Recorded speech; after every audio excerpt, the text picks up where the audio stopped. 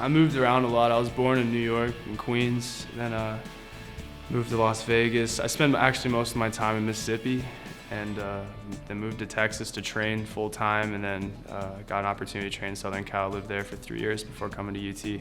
So I've been all over the country, almost every single region.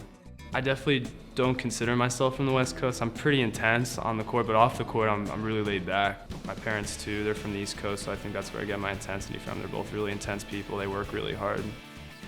I played different sports, but tennis was really the first competitive organized sport I played. I started with my dad. We grew up next to about 4 or 5 courts, and I was just so excited to play it. I mean, I'd wake up my dad at like 5 in the morning to play. He wouldn't skip a beat. We'd just go hit all day, and I just fell in love with it.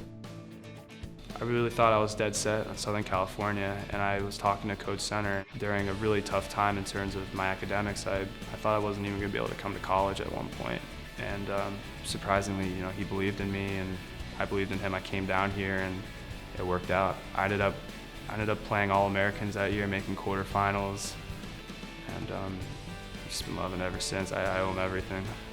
I wouldn't be in college without him.